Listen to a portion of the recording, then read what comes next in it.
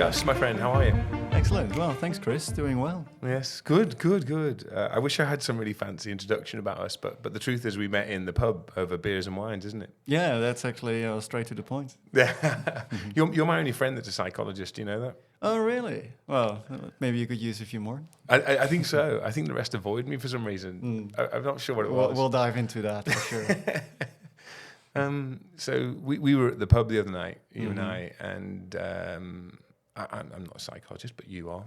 And we covered topics like the dark triad, the dark quadrant, leadership styles, work motivation, self-determination theory, evolutionary psychology, autonomy and competence, and scientific method. And I think after like a couple of beers and a couple of wines, my mind was exploding. But you need a logical start point, right? And I asked you before, like, what do you care about? And it's interesting you pick stereotypes because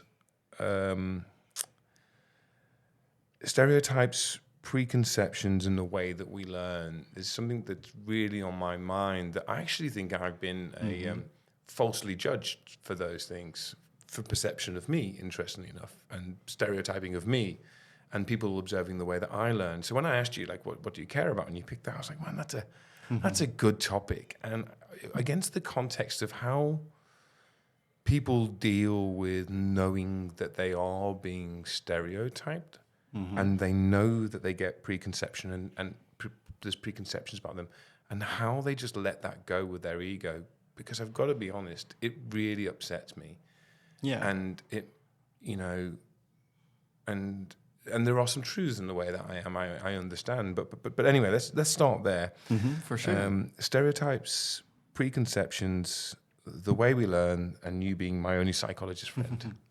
Excellent. Well, glad you label me as a psychologist friend, indeed. Yeah, stereotypes, it's all about labeling, right? And the way we understand things, let's start with psychologists, because first of all, it's also a protected title. Well, I'm from the Netherlands, and there you can use it a little bit more broadly, but here you'd have to have certain accreditations and etc. So I can't call myself a psychologist. Not able to either. I'm someone who educated in psychology. I did a bachelor and a master in it. And continue to have lifelong learning aspirations around it, with the intent to share and apply the knowledge that I've gathered. So I was curious actually. People often ask me like, "Oh, why did you pick psychology?" But I was wondering what's your conception of psychology? You're the type that can't give people drugs, right? No, so there are two types indeed. Types. You've got psychology, and that's the practice of studying the human behavior, the human conditioning, and the human experience. So that's on one end, and then you have psychotherapy, or so you got behavior. So you got behavior and psychiatry as well. Yeah. So and psychiatrists are able to both diagnose and also provide medication, and that's for. We've got a coffee here. Here we go. Yeah, Fantastic. coffee. Great. Yeah, so I find that interesting. So you got behave. Thank you, Annie. This is like, it feels like a very good podcast where people are bringing us coffee, and it's very unusual. So you got the behavioral, and you've got the human end of it, which is the psychology, and then you've got the psychiatry end, which is the diagnosis and the provision of medication, right? Yeah. Yeah. And it's funny. I don't really know, because your question to me is how do I perceive it, and I don't really know. I've never. Maybe I should. I've never been to see a psychiatrist or a psychologist, but it is something that's been on my mind deeply, actually. Maybe that was the interest in bringing you in, because I'm 46. I think I said that in every podcast. God, it's boring. I said it in every podcast I'm 46, and I think by a certain age, you have more knowledge than ever, but the wisdom to access it is another thing, or the wisdom to use it is another thing. And back to one of our themes before, it's so latent, and sometimes I struggle to articulate what I know. I find it. This is now going to turn into a public therapy session. Gus. Be gentle. Don't make me cry. Don't make me cry or put me on the rack. Nothing wrong with crying. This is a safe space. Okay, safe space with millions of listeners. Exactly. Obviously, IGS there's not millions. It's like 4. So behavior. You said, if I just focus on the psychology, but you said behavior, human condition. I think you said. Yeah, the human conditioning. That's like the human condition. That's everything encompassing both the human mind, the behavior, and everything around it. Around psychology and more around what you mentioned also with accessing that knowledge and like the way we learn. We learn by association. What does that mean when you learn by association? For example, let's take an apple. When you now see an apple, you know, oh, yeah, it could be a bit sour, a little bit juicy. The more red the apple is, probably the more sugary. But those are all associations and a mind map that you've developed over time through experimentation and association. But yeah, your interpretation of an apple could be slightly different than from me. So just on that, and again, let's make it about me. I find certain scenarios that I used to be easier with, more intensely stressful for me than they used to be. I don't know what it was. I feel like I used to be able to rock up at anything and not give a shit. You know, to say whatever I want, talk to whoever I want, and really express that part of my personality, which was the extrovert. And never really, the introvert would never show up. But now the introvert seems to show up more often. And that's counterintuitive to what I'm doing right here. But believe it or not, I have deeply extrovert personality traits and introvert personality traits, as I observe. So does that learning by association suggest then that that's ancient association, like hardwired from when I'm a kid? Or is it emergent association? What you're tapping into is more actually personality traits. And one of the concepts, like you probably have heard of the Big Five. No? Agreeableness, conscientiousness, neuroticism. Agreeableness, you look it up on your phone if you because this back to accessing latent knowledge, right? So agreeableness, conscientiousness, neuroticism.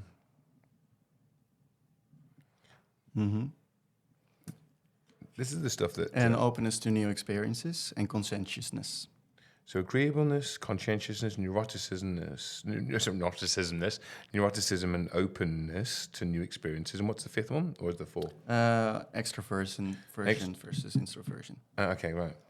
And actually the latest model is actually Ocean, because the way they came about is also by association. The way they came up with these personality types was literally opening up a dictionary and seeing someone can be agreeable, someone can be very neat, someone can be very frightened, or so all those attributes, they made a big list of it, and then they tried to categorize it.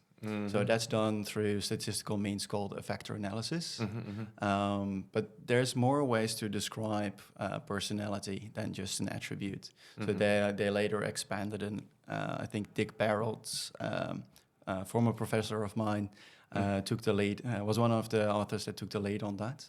And it's still sort of in development, because one of the interesting things is in psychology, it takes a long time for knowledge to solidify and to become applicable in the common realm. I mean, that feels like one of the themes that we talked about. Yeah, that's one of the things we talked about. And it's actually also one of the main reasons I initially did psychology and then organizational psychology and then human resource management. Because, well, for example, the cockpits at Boeing, like in an airplane, they look a little bit old, but ironically, it's the latest, they're designed by the latest available knowledge. But the research that started that, it's already 25, 27 years old. So that's about the scientific method. You have to test and falsify and reevaluate and retest again. So that takes a long time before you can digest from like findings and put it into practice in like behavioral laws and ways of working. So did I just hear you say the cockpit of psychology is based on old scientific method, but it is the newest manifestation that's available? Is that the analogy? Yeah. I love it. But you always bring such good analogies. I can't remember jokes and I can't remember analogies or anything, parables. I have no recall of those things, and you always surprise me with those things. So I'm going to try and remember the cockpit version of that. So we got into that about the person, the five big. What do you call them? Archetypes or personality traits? Personality traits: agreeableness, conscientiousness, neuroticism, openness to new experiences, and extroversion, introversion. Yeah, and you mentioned that you found yourself being more extroverted early on, and then now more introverted. Yeah, absolutely. And yeah. Which, by the way, as a founder of a business, is completely a nightmare. Because I need to front. Even podcasts like this are deeply uncomfortable for me.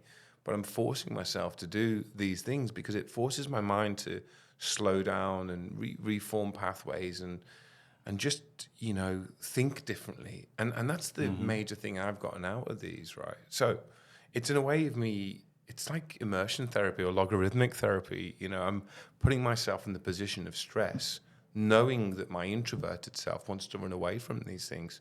And my extroverted self is going, what the hell's wrong with you? This is before breakfast type stuff. And so... Yeah, we said, we haven't even had a beer yet. It's like... That's right. No, that's what you think. Yeah. You think that I've got coffee. This is my vodka order. Oh, right. Where I got mine lost. Yeah. So my question is, back to the original thing that I was asking there, and because you were talking about by association, the juicy red apples, is mine a hardwired association?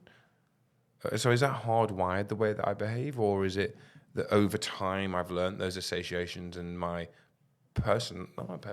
behavior has changed? My personality is... Well, I feel like I'm groping in the dark here, but you know what I mean. That's all right. What I was going to mention about personality traits, many people perceive them to be rigid, and once you measure it, that's always going to be your personality. It can slightly change. There's some flexibility in there, and it's mostly dependent on situations. You can be very extroverted in one situation and introverted in another. Most things that I've learned in psychology, it's all based on a continuum and a balance, but also in a contrast. Both are good. To the point that you mentioned, I'm putting myself out there, I'm going through these things, doing these things, doing this extroverted stuff that I, at the moment, don't really, my brain is telling me to run away from, but you go through to them because you believe there's value in there. And that's also a personal attribute. That's the ability for delayed gratification. Same as with exercise, lifting those weights is not immediately satisfying, but then the knowledge that you are able to do that and the result and the outcome of that over months of exercise, that's what makes it worth it. Something that we're triggered on is, for example, sugar is immediate gratifying. It tastes sweet, it's short and goes straight to our brain and our reward system. But our ability to say, okay, I'm going to cut out carbs and sugar because I know that's going to be more healthy for me in the long term, that's also delayed gratification. So together with IQ, the ability for... You're tapping the desk like you're playing the drums, by the way. Oh, yeah. I told you I played the drums, right? The two factors that are most predictable of future success are both IQ and the ability for delaying gratification. So being able to go through the hardships... Say that again. The most two likely predictors of success are IQ and the ability to delay gratification. Yes. Behavioral science is all about analyzing factors that can have a potential to be predictive of future outcomes, either success or stresses or motivation. So that's really intriguing, and that's kind of where you go from observing to predicting, and it's a bit can be a bit challenging and should be taken with a pinch of salt. And that's also where the scientific method comes in. Where just on the, I mean, there's so many things, rabbit holes here that I could go back down to this warren. Oh, absolutely. I think I prepared for about a dozen in this conversation, so I'm curious where we're going to end up. We're gonna cover like 2. That, you know, where does emotional quotient fit in versus IQ? Then where's EQ fit in, and where does AQ fit in? The ability to endure adversity. Like, so, you know, because I'd understood success as IQ, AQ, EQ, but you're talking about to delay gratification, which I've heard in a couple of things recently. I don't know if it was Tim Ferriss or someone talking about that, Sam Harris maybe. Yeah.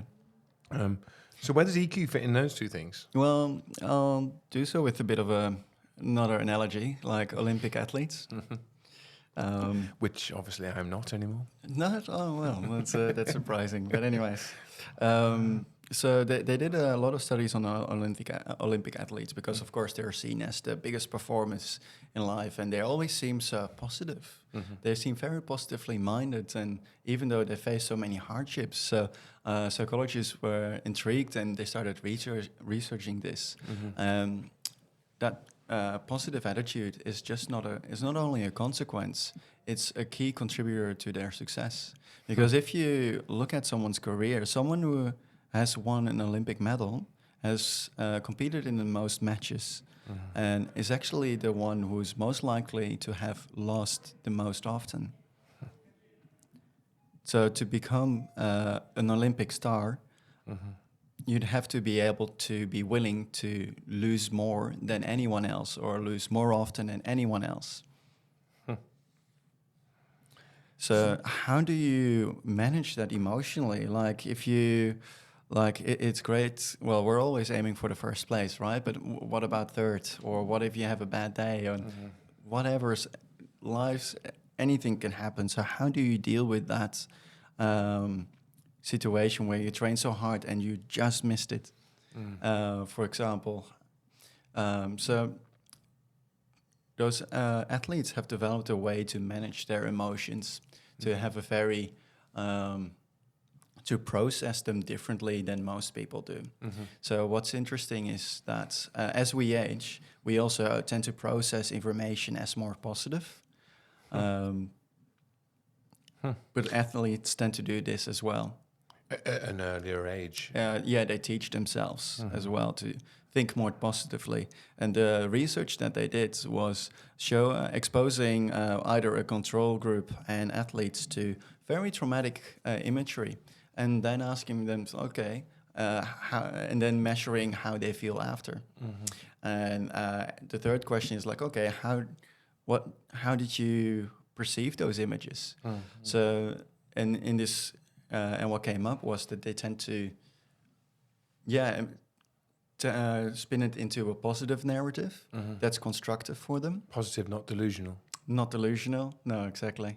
So, and it almost, because it became a trained muscle for them to process things positively, it almost went automatic. It almost happened automatically for them.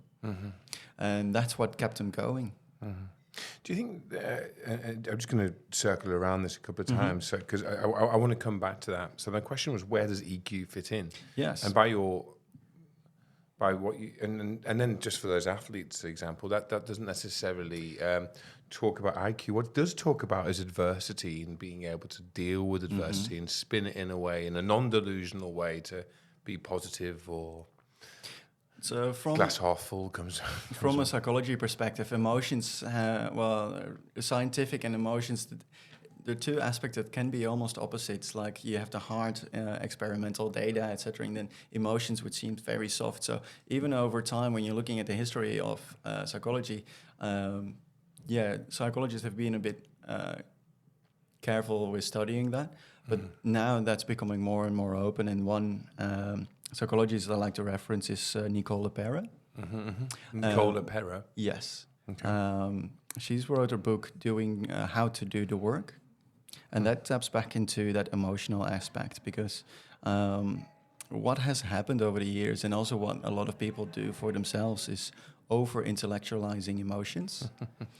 Yeah, okay. Which is a very fancy way of just overthinking your emotions and then hoping that they'll go away. But what we've realized also in psychology, it's emotions are very much a bodily experience, just as much as it's a cognitive experience. So what that means is, we tend to run away with things we don't understand. As soon as we feel fear, we tend to run away from it because we're fearful of fear. And the only thing it's doing, it's growing. And that's why mindfulness and meditation are very helpful practices where you return to your current senses and let yourself experience those emotions. Don't be afraid; they're there to help you.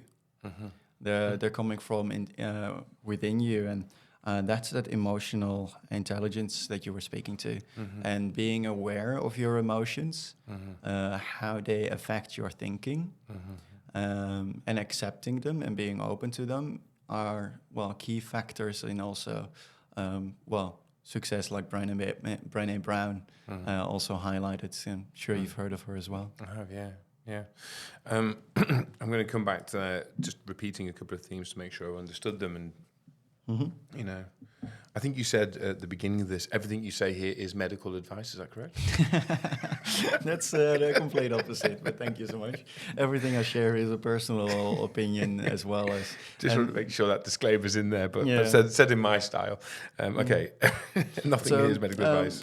If anything, what I've learned from psychology is to always ask questions and always ask why. So I think that's one of the best tools to have, both as a scientist and as a person going into your day-to-day life, is when you come across something, and even all the things that I've just shared, like look them up, ask yourself, is this true, or why?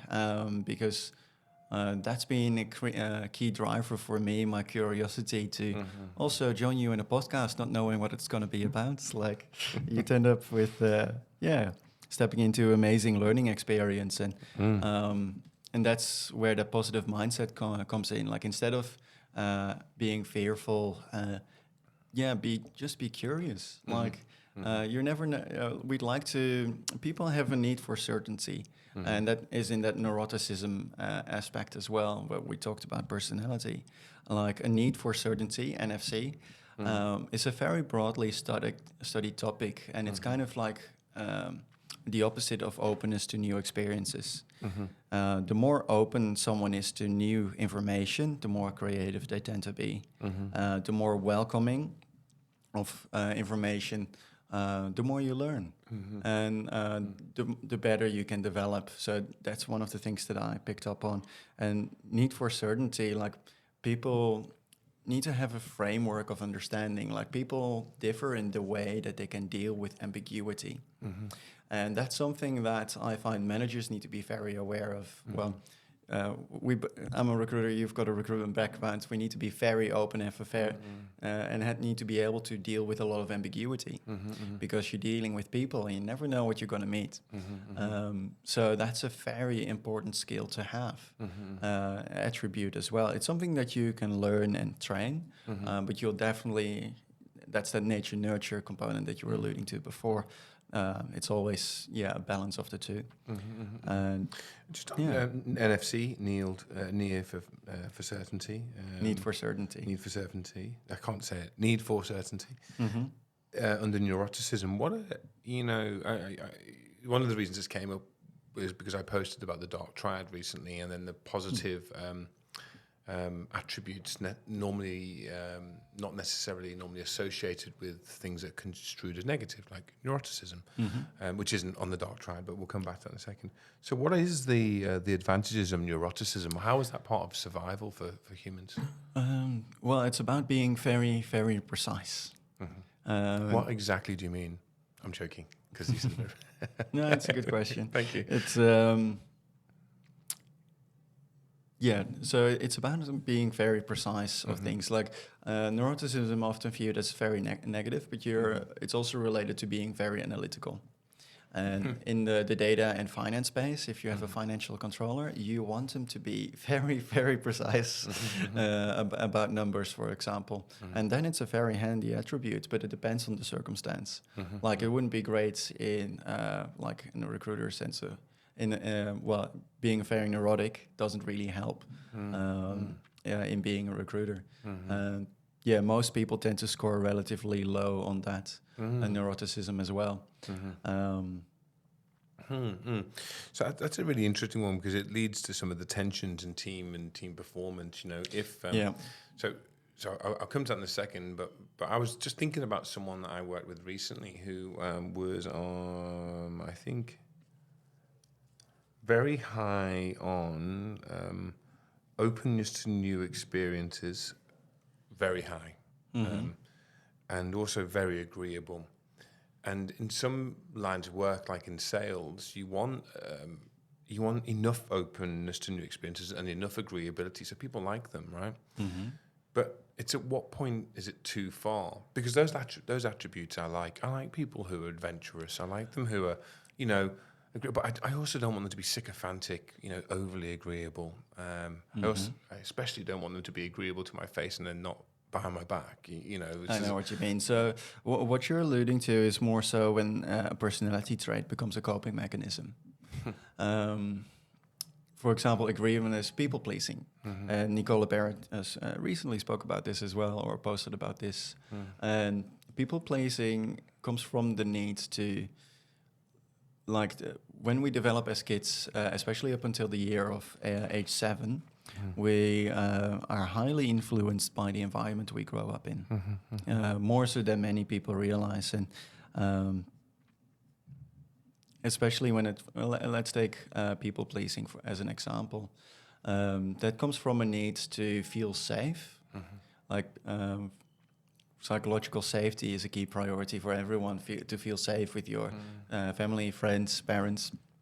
And if your parent is, or your environment is very unpredictable, and the only way to kind of get a certainty around that, need for certainty again, is by pleasing them as much as you can and monitoring their emotions as closely as possible. So that's why overly agreeable. When you meet someone who is overly agreeable, they tend to, how are you doing? And they constantly try to track your emotional state. And they've developed that as a coping mechanism to kind of have an influence on how they're perceived and what that means for their psychological safety. Because if you're doing well, that means that things are okay for them and there's no threat. And that kind of loops back into, I'm going to throw in a term that you tell me if you've heard of locus of control. No. So locus of control refers to whether we perceive whether we're in control of what we're doing and everything that's happening, or if things are happening to us. The latter can be like an external locus of control. I'm a victim of my environment, of what's happened to me. And an internal locus of control is based on the belief that you are an active agent in your life. You're the character that's making your decisions. So there's a big difference in there between agency and victimhood. So locus of control, you can have an external locus of control, you can have an internal locus of control. And people with an internal locus of control tend to believe that their actions can lead to desirable outcomes for them, and they're more likely to take responsibility for their successes and their failures. While people with an external locus of control, so where it's external of them, they may feel that their efforts have little impact on their lives, and they're kind of like helpless, and that they're at the whims of whatever is happening. And we all feel and that might change over time. Like sometimes I feel like, so many things are bad things have happened. Like, what am I doing wrong? But it might just be the environment that's just not set up at the moment. But Yeah, it's very strongly related and associated with, for example, having an internal locus of control means you have a lot of self-efficacy, that you're effective in what you're doing. But also, yeah, it has to do with persistence. You'll be more likely to be persistent in whatever you're trying to achieve, and also have a way higher achievement motivation. So, and better coping skills and better psychological well-being. So those are very positive traits, and yeah, I think that's fair. That's one of the things I've learned and took away from, like, mindfulness really helps me coming back to myself and seeing myself at the center of the life that I'm leading and taking my own responsibility and accountability. Speaking of, that's something that I heard you mention on the previous podcast. That's been a bit of a topic also with leaders and management that I've spoken with recently. Like, people are less likely to take accountability and responsibility because they feel like both if they do take accountability, it's a kind of a win or lose situation, or lose-lose. If you do achieve within a company great things, then due to fundamental attribution error, either the leadership takes that up, or success is attributed, oh yeah, you're just lucky, which is a bias. Look it up, fundamental attribution error. So when something positive happens to someone, we attribute it to the environment. When something negative happens, like something deal didn't go through, it's their fault. We instantly go to their personal reasons why have they failed, and this is something I see many managers do as well. But also, like, yeah, so if you're as an employee in an environment where you're successful and you're not recognized, but when things go wrong and you're asked to take accountability, then yeah, you have to fall on your own sword. Yeah, what's motivating people to actually innovate and step up? So especially in this time and where lots of redundancies are happening in the industry, I think there's a real opportunity for leaders and managers to step up. And yeah, have you heard about the difference between transactional and transformational leadership? Or situational leadership? Those Situational leadership, yeah. What's something that you recall? I can tell you how it appears for me in situational leadership. I don't really recall much. I recall the feeling of something as opposed to the scientific detail of something. Yeah.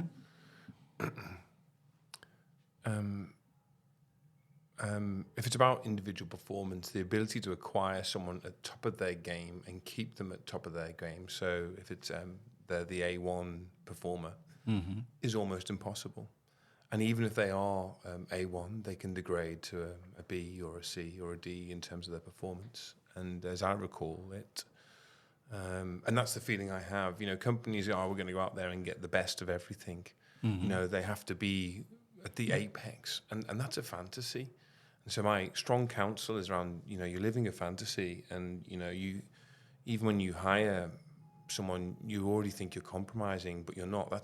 That is the reality of the human condition. You are getting a human who is in a B phase, not an A phase, and your job is to help them get back to A. And that's where I think situational leadership is. I think for me, it's about accepting that humans daily, weekly, monthly go ABC. I know this isn't technically right, but ABC, you know, in terms of performance.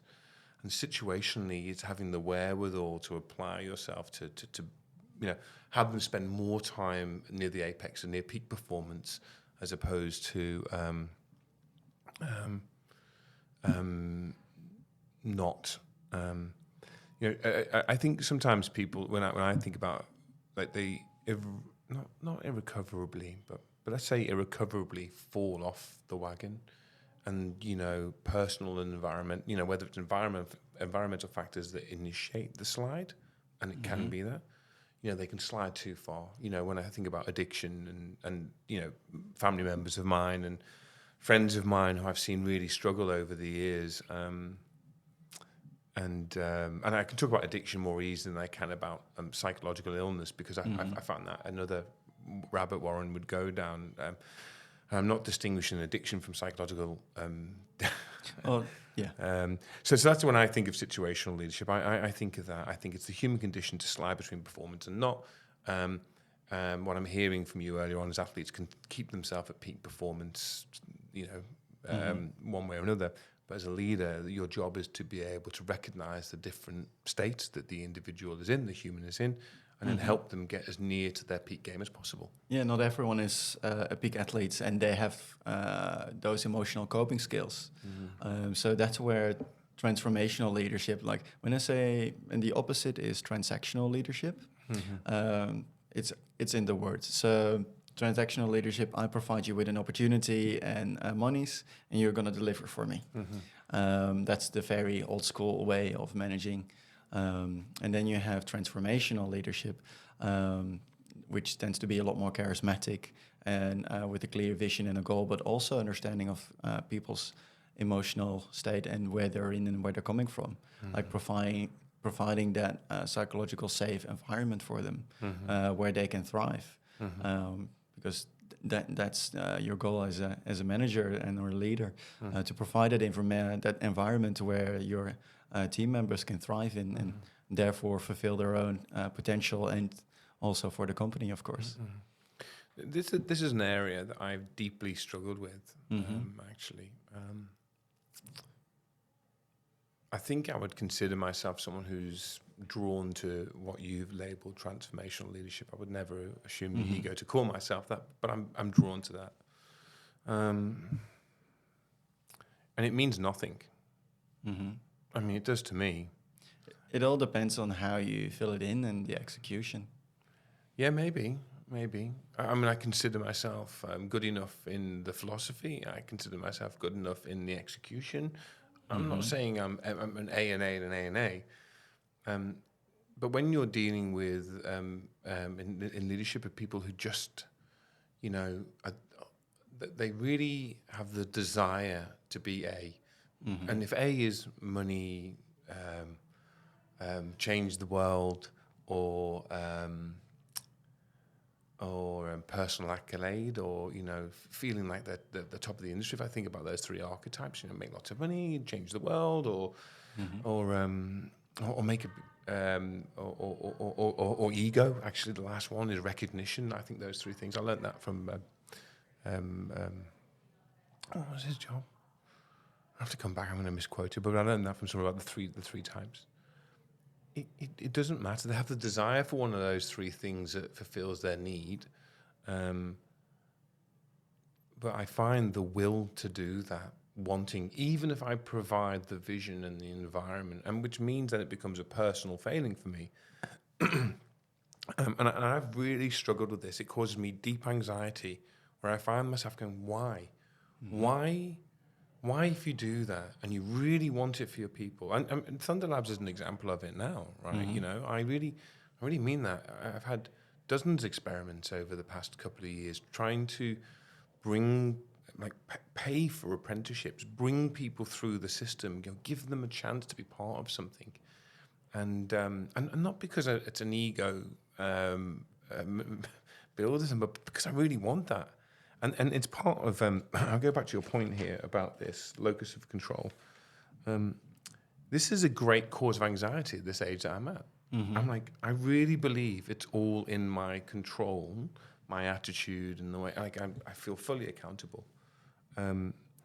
Yet still, environmental factors, the common vector for all the environment is me, of course, therefore has to be me. I almost get to the point of forget it. I give up. It's too hard to keep on pushing the boulder up the hill. Is it Sisyphus? To keep pushing the boulder up the hill and have it roll back and crush you. And that's I know that's, would you call it a parable or a metaphor? I don't know, Wasn't it Atlas that was pushing up the... Anyways. I think one's Greek and one's Roman. Yeah.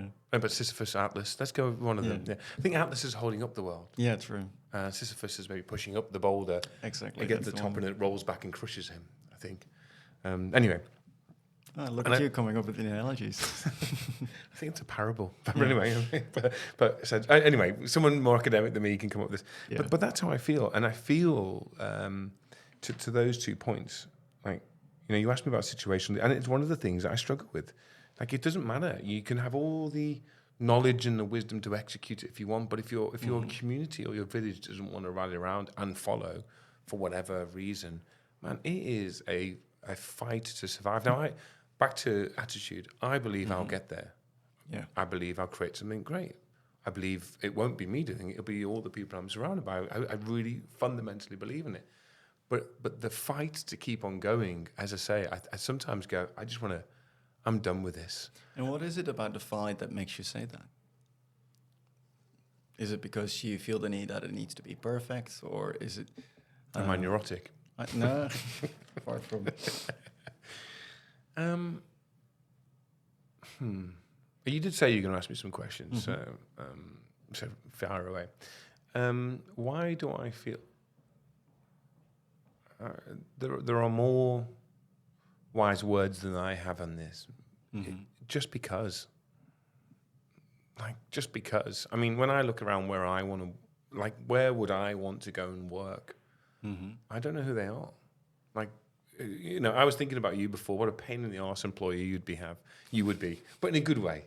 You know, because I would say to you about, oh, you know, could you, and you'd give me some sort of citation back, and I think of myself, I'm a massive pain in the arse for sure I am. But just because I fundamentally believe that people should have a place where they can pursue freedom, they should have the opportunities for mastery, autonomy, and purpose. I believe in that. And when I look around, I find it hard to find. I find lots of cliches, lots of pick washing, whether it's diversity washing or you know, environmental washing, or, you know, green washing it's called. There's all of the bullshit. And so it's just because, you know, and it's too hard to articulate. Because you value authenticity. Oh man, deeply. You know, deeply. But part of that, my issue that I struggle with is I'm also happen to be quite agreeable. And I find it very difficult. I say, what do you think, Gus? What do you think, John? What do you think? You know, and people give their different views. And it takes a real gargantuan effort for me to say, shut up, we're doing this. I've listened to you, but this is what we're doing. Because what I observe of that is that the people go and do their own thing anyway and subvert your vision, even when you say that, you know. So emotional governance of people, of consequences, so governance of people, and having the right level of consequences is a deeply an area that I deeply explore and go, how do you get that done? Because people talk in motherhood, they talk in, you know, all these ideas and frameworks, and I'm 20-something years into leadership, and I still can't do it properly. And yet, I say I can't do it properly, I'm doing a disservice to myself. I still feel like there's more I don't know in the execution than I do know in the execution. And that cognition and that understanding makes you already stand out for the most. It takes a lot of... thank you so much for sharing, because it's not... especially in this time and age where only outcomes and performance are rewarded. It takes a lot to say, I don't know, or showing up vulnerable, like... I don't know. I don't claim to know everything.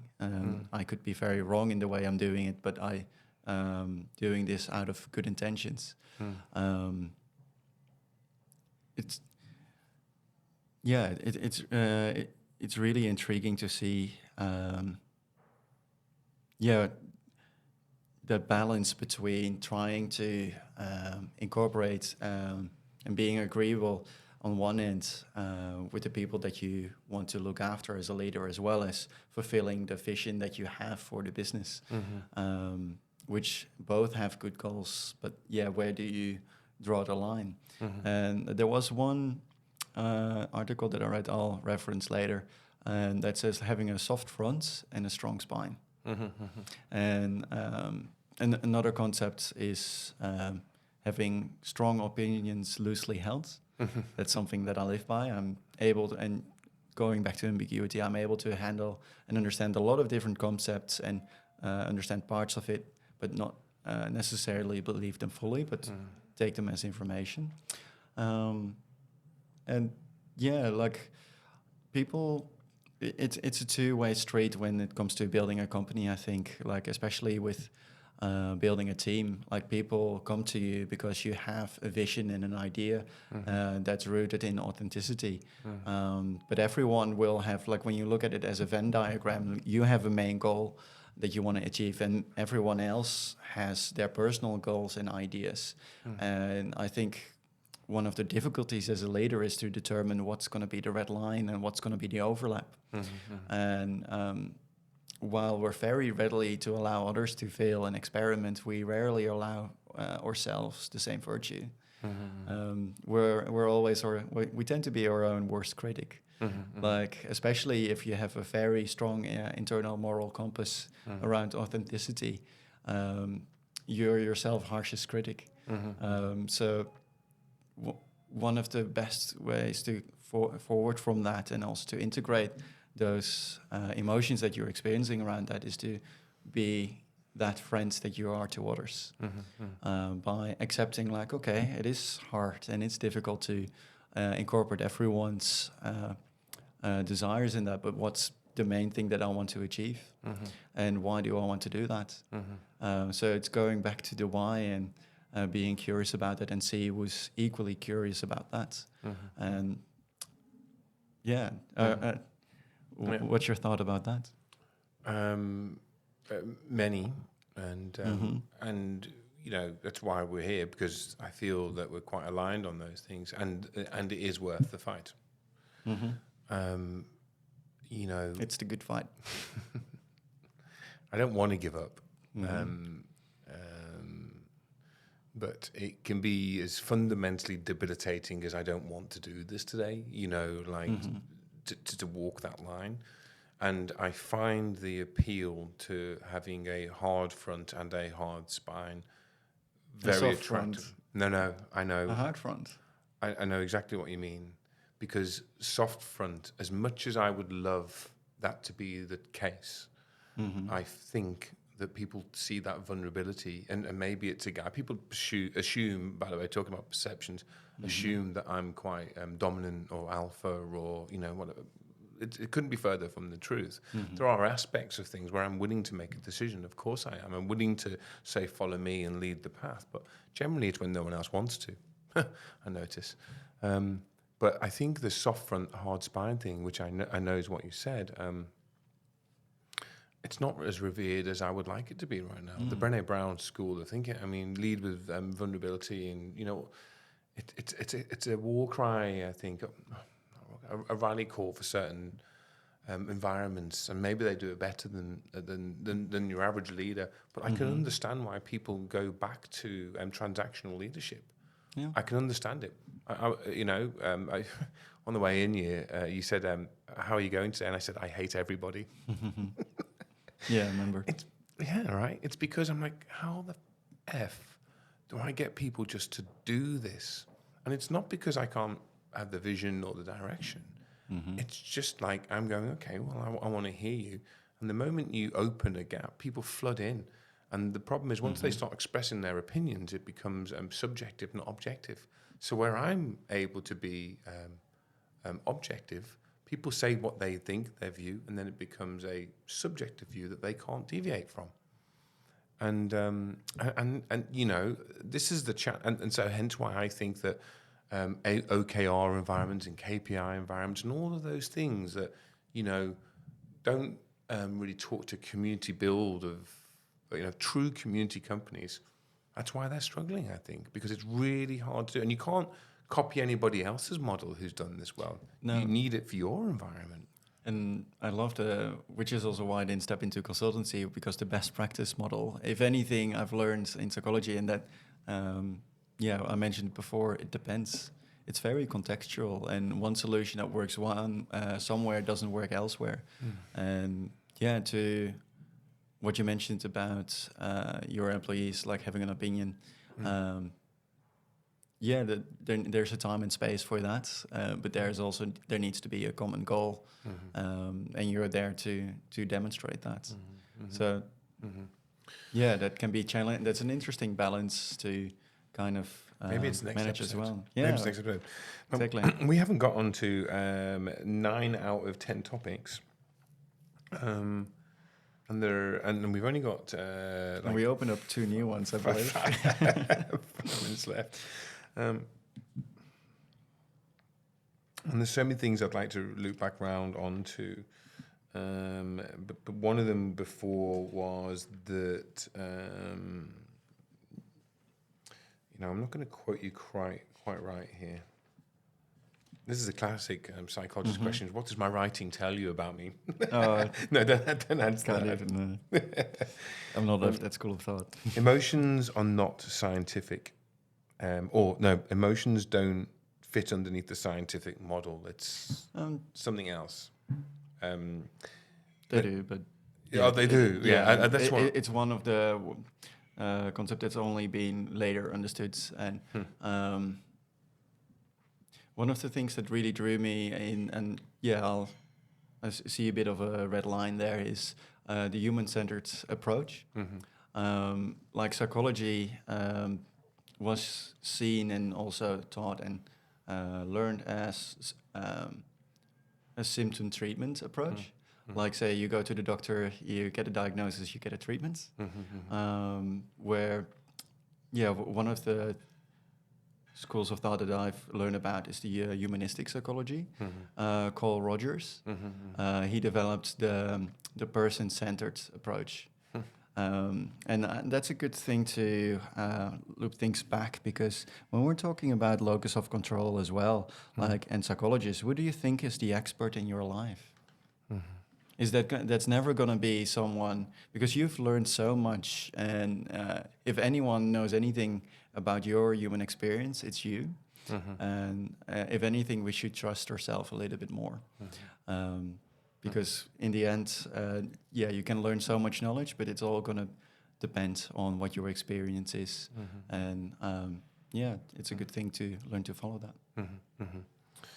I can't wait for round 2. There's a couple of things that are very contemporary that you're talking about. I was listening to Rangan Chatterjee this weekend about everyone using the term anxiety, and what they should be using is the term alarm. And absolutely, alarm. My body's alarmed, and then fear is a signal, not the end state. So great. I've already started using it on my kids. Actually, you're not anxious. There's an alarm that's preparing you for something. And so the Rangan Chat, I can't remember the name of the author, but he was very good. But emotions are as much bodily as they are cognitive. And it's about how we perceive them. Like, to maybe end it with a short, fun story. Please do. Symptoms are, for example, a raised heart rate, and but the same is for anxiety and fear, but and excitement as well. And why is excitement positive and stress negative? So they did this research where they had couples to go on a sort of a blind date, and one was just in the park on a bench, and one was, and it was in Canada, one of those big swinging bridges in the middle, and like you feel the wind moving it. Well, imagine yourself standing there, and then they were doing brief questions with another person, and then they were asked, okay, how much do you like this person? So romantic interest is also where you have a raised heart rate. So on average, people on the hanging bridge versus on the picnic bench in the park, well, because they noticed themselves being so excited, they labeled the other person as more attractive on average. So again, that's an illustration. It's all about how we perceive our emotions and how we evaluate them as well. But there's nothing wrong with just experiencing them. So everyone thinking of dating should do so whilst doing a bungee jump. Oh yes, I would definitely not go to the cinema. Do something exciting. And there's really a little side tape. Yeah. I was just thinking about when I and this is my last thing, and thanks for coming. I went on my first date with Ali, and we met down in Clovelly. We met on Tinder, and we're down in Clovelly, and we went to go for a romantic walk, right? But it was in the middle of a thunderstorm, and you got the ocean whipping up all this, spume and spray, and you got all this not only the environment like that, but all the ionic energy as well, and all of this stuff. And now you've made me think it was nothing to do with me; it was just the environment. And also, what's your company called again? Thunder Labs. Oh. You know, Gus, I'm going to wrap up there, dude. I don't think I worked in recruitment a long time, as you know, before med. We even worked at the same company before. Did we? Yeah. No, we didn't. Launch. Ha! We did. Yes, there you go. Yeah. Ha, funny. I don't think I've met any recruiters like you, man. And I think that, and I mean that as a compliment. Thank you. There are many good recruiters that I know, and many of them are my friends. But I think you bring something very different, very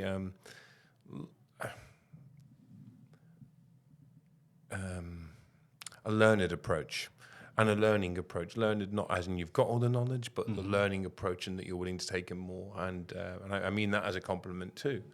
Learned, and there is a distinction, which is something else I've been talking about recently, you know. And man, I would look you up for your work in recruitment and beyond, man. I really appreciate it. So thanks for your time. Yeah, thank you for the invite.